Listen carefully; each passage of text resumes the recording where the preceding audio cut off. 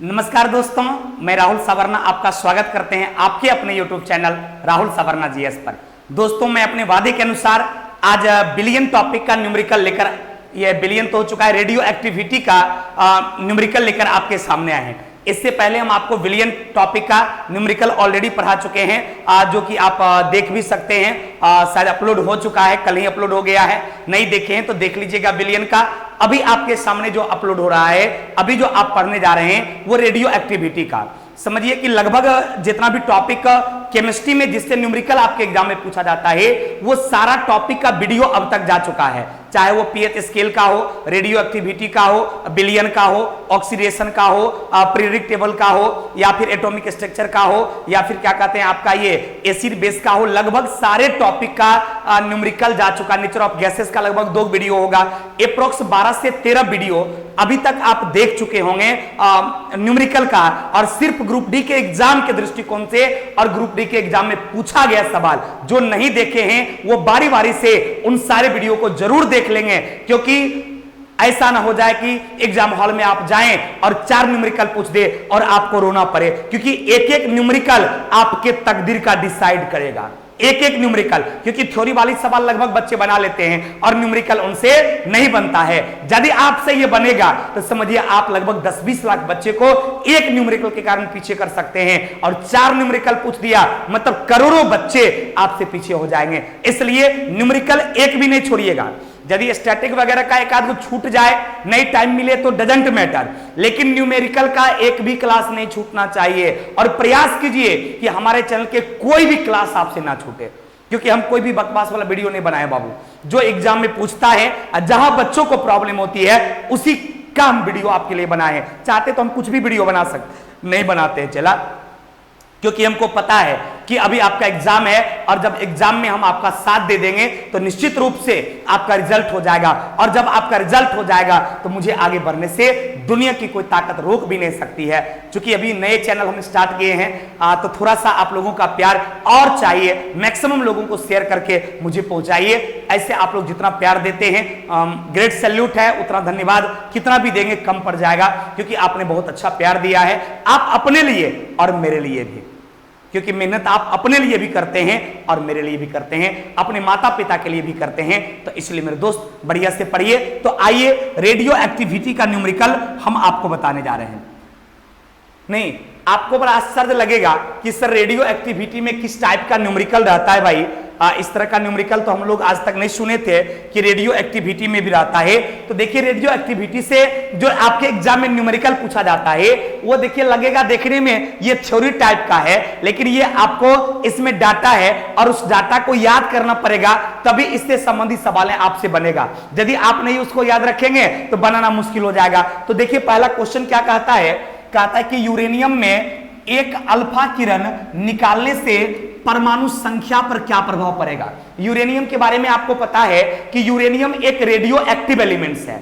Uranium जो है वह एक रेडियो सक्रिय तत्व है, और यूरेनियम जो एक रेडियो एक्टिव एलिमेंट्स है, उससे यदि अल्फा किरण निकलता है या किसी भी रेडियो सक्रिय तत्व से, याद रखिएगा कि किसी भी रेडियो सक्रिय तत्व से, किसी भी रेडियो सक्रिय तत्व से, किसी भी रेडियो सक्रिय तत्व से यदि एक अल्फा किरण निकलता है, एक अल्फा किरण निकलता है, तो याद रखना बाबू ये डाटा कि परमाणु संख्या में 2 की कमी होती है।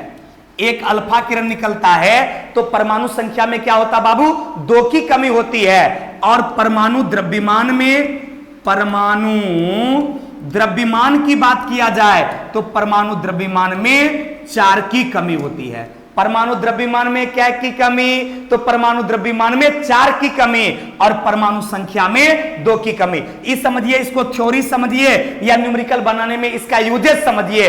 100% आप इसको याद रखिएगा, क्योंकि एक अल्फा निकलने से क्या प्रभाव पड़ता है या बीटा निकलने से क्या प्रभाव पड़ता है, इससे संबंधित सवालें आपसे एग्जाम में पूछी जाती है। तो आप सभी लोग इसको याद कर लेंगे कि किसी भी रेडियो सक्रिय तत्व से एक अल्फा किरण निकलती है तो परमाणु संख्या में कितनी की कमी, तो परमाणु संख्या में 2 की कमी, और परमाणु द्रव्यमान में 4 की कमी।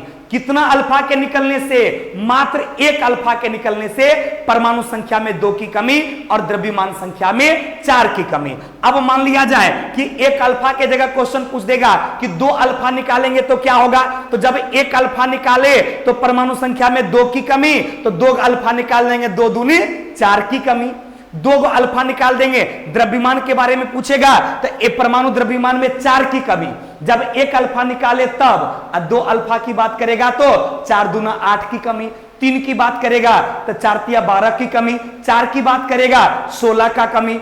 एक अल्फा निकलने से परमाणु संख्या में 2 की कमी, 2 की बात किया 4, 3 का बात किया 6, 4 की बात किया 8। मैंने जितना कहेगा अल्फा उतना दुगुना कर देंगे, क्योंकि आपको पता है कि एक अल्फा निकाले तो 2 की कमी, 2 निकालेंगे तो 4 की कमी, 1 निकाले तो 4 की कमी, 2 को भी अल्फा निकाल देंगे द्रव्यमान में 8 की कमी हो जाएगा।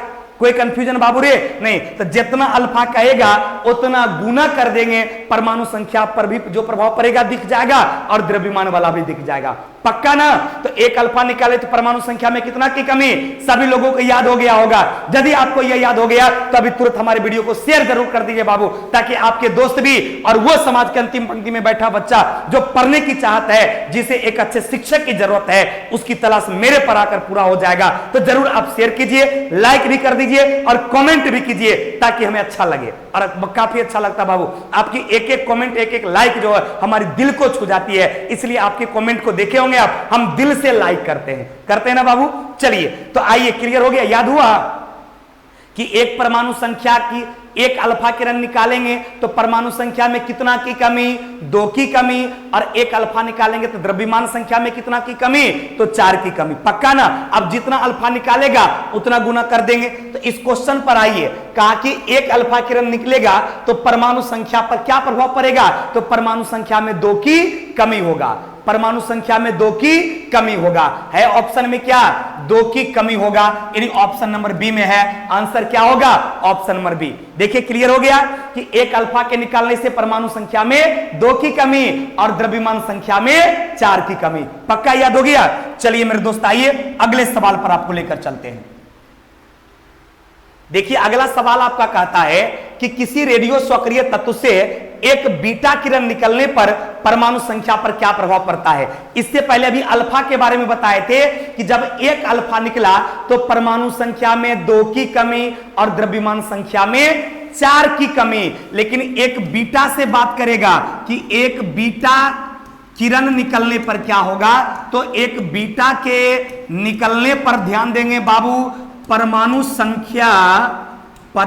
संख्या जो है, इस परमाणु संख्या में 1 की वृद्धि होती है। ध्यान देना बउआ, एक बीटा निकलेगा तो परमाणु संख्या में 1 की वृद्धि होता है और परमाणु द्रव्यमान जो है, यानी एटॉमिक मास जो है, ये परमाणु द्रव्यमान अपरिवर्तित रहता है। अपरिवर्तित रहता है। परमाणु द्रव्यमान क्या रहता है? अपरिवर्तित रहता है। यानी बीटा के निकलने से द्रव्यमान पर प्रभाव नहीं पड़ता है, लेकिन परमाणु संख्या क्या होता है? तो एक बीटा के निकलने से परमाणु संख्या में 1 की वृद्धि होती है। तो मान लिया जाए कभी आपसे पूछ देगा कि 2 बीटा निकालेंगे तो क्या होगा? 2 की वृद्धि। 3 बीटा निकालेंगे तो क्या होगा? 3 की वृद्धि। 4 बीटा निकालेंगे तो क्या होगा? 4 की वृद्धि। लेकिन परमाणु द्रव्यमान पर प्रभाव पड़ेगा? नहीं पड़ेगा। परमाणु द्रव्यमान अपरिवर्तित रहेगा, जबकि बीटा के निकलने से परमाणु संख्या जो है इसमें परिवर्तन होता है। परमाणु संख्या में 1 की वृद्धि, 1 बीटा से, 2 बीटा से 2 की, 3 बीटा से 3 की, 4 बीटा से 4 की। यानी जितना बीटा निकालेंगे परमाणु संख्या उतना बढ़ेगा और द्रव्यमान पर कोई प्रभाव नहीं पड़ेगा। पक्का ना? दोनों कॉन्सेप्ट याद हो गया, अल्फा वाला भी और बीटा वाला भी। तो आइए क्वेश्चन को देखिए, क्या बोला कि एक बीटा किरण निकाले तो परमाणु संख्या पर क्या प्रभाव पड़ेगा?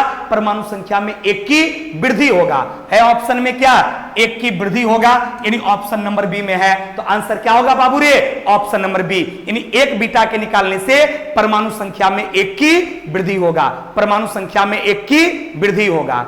एक अल्फा निकालेंगे तो परमाणु संख्या में 2 की कमी होगा, द्रव्यमान में 4 की कमी होगा। बीटा निकालेंगे, द्रव्यमान अपरिवर्तित रहेगा और परमाणु संख्या में 1 की वृद्धि होगा। पक्का ना? चलिए क्लियर हो गया। इसका आंसर क्या हो गया बाबू? Option number B. धन्यवाद। आगे बढ़ते हैं, चलिए। लेकिन बाबू एक बार इसको घर पे आप लोग आराम से अपने से भी बनाइए। अभी तो आप जो देख रहे हैं इसको देखिए अच्छे तरीका से, लेकिन अपनी कॉपी पर भी जितना भी न्यूमेरिकल अभी तक बताए हैं इन सारे न्यूमेरिकल को अपने से भी कॉपी पर आपको देखना चाहिए, एक बार बनाना चाहिए, ताकि एग्जाम में आपसे मिस्टेक ना हो। पक्का ना? चलिए तो आइए अगला सवाल क्या कहता है कि यूरेनियम एक रेडियो सक्रिय तत्व है, इससे 4 अल्फा किरण निकाला गया। कितना अल्फा निकाल दिया बाबू? 4 अल्फा। तो आपको पता है 4 अल्फा निकाला मतलब कितना से गुना? 4 से गुना होगा। तो कहता नए तत्व का परमाणु द्रव्यमान क्या होगा? नए तत्व का क्या पूछा? परमाणु द्रव्यमान। अभी कॉन्सेप्ट क्या बताए थे याद कीजिए कि 1 अल्फा जब निकलेगा तो परमाणु संख्या में कितना की कमी? 1 अल्फा निकलेगा तो परमाणु संख्या में 2 की कमी। 1 अल्फा निकलेगा तो परमाणु संख्या में 2 की कमी। और परमाणु द्रव्यमान में कितना की कमी? परमाणु द्रव्यमान में 4 की कमी। परमाणु द्रव्यमान में 4 की कमी। अब परमाणु संख्या में 2 की कमी। तो ये बोला परमाणु द्रव्यमान पर क्या प्रभाव पड़ेगा? तो एगो अल्फा निकला तो परमाणु द्रव्यमान क्या गो कमा? 4 गो कमा। एगो में निकला तो क्या कमा? 4 गो। यहां क्या गो अल्फा है? 4 गो। तो 4 चौक 16, यानी 4 अल्फा निकलेगा तो क्या की कमी होगा? तो 4 अल्फा निकलेगा तो परमाणु द्रव्यमान में 16 की कमी होगा। 1 अल्फा से 4 की कमी, इसलिए 4 अल्फा से, तो 4 अल्फा से कितना की कमी? तो 4 अल्फा से 4 चौक 16 की कमी। अब है कि यूरेनियम एक रेडियो सक्रिय पदार्थ है, अब इससे 4 अल्फा निकल गया तो क्वेश्चन बोला परमाणु द्रव्यमान क्या होगा?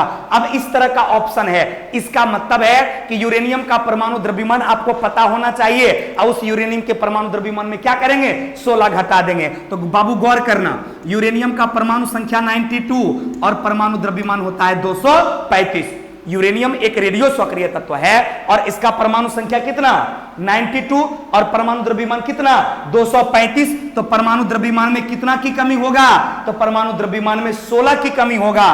तो 235 में 16 घटा दीजिए, कितना हो जाएगा भाई? 9 6 15, 2 में 1 गया, 1 2, 219 है क्या? ऑप्शन नंबर सी में है। तो आंसर क्या होगा बाबू रे? Option number C. देखिए कितना सिंपल सवाल था, देखने में कितना टफ लग रहा था, कैसे आसानी से बन गया। क्वेश्चन कहा कि यूरेनियम एक रेडियो सक्रिय पदार्थ है, तो सबको यूरेनियम का परमाणु संख्या पता होना चाहिए, द्रव्यमान भी पता होना चाहिए। नहीं पता है तो मारना गोली यार, अभी बता दिए ना। यूरेनियम का परमाणु संख्या कितना? 92। इसका द्रव्यमान कितना? 235। द्रव्यमान कितना? 235। अब क्या निकाले? 4 गो अल्फा। तो आपको बता दिए हैं कि 1 अल्फा निकालेंगे तो द्रव्यमान में 4 की कमी, तो 4 निकाल दिए, 4 चौकू 16, 16 की कमी। तो 235 घटा 16 बराबर कितना? 219। तो आंसर क्या हो गया बाबू रे? Option number C. पक्का ना? 100%। देखिए इतने टफ सवाल भी आपको आसानी से समझ में आ गया। और ये एसएससी में भी पूछा गया सवाल है, रेलवे में भी पूछा गया सवाल है, और बीपीएससी में भी पूछा सवाल है, अदर पीसीएस में पूछा गया सवाल है। इसलिए आप सभी लोग इसको देखिए और शेयर भी अपने दोस्तों के बीच जरूर कीजिए। पक्का ना? चलिए समझ में आ गया तो मेरे इस सेशन को आप लाइक जरूर कर देंगे। हम उम्मीद करते हैं आपसे और आप करते भी हैं। आप लोगों को इसके लिए बहुत बहुत धन्यवाद है। आइए अगला सवाल क्या कहता है, पढ़िए। कहता है कि बेरियम से 1 अल्फा निकाला गया और 2 बीटा निकाला गया, तो नए तत्व के परमाणु संख्या पर क्या प्रभाव पड़ा? एगो अल्फा निकाल दिया और 2 गो बीटा निकाल दिया। किससे?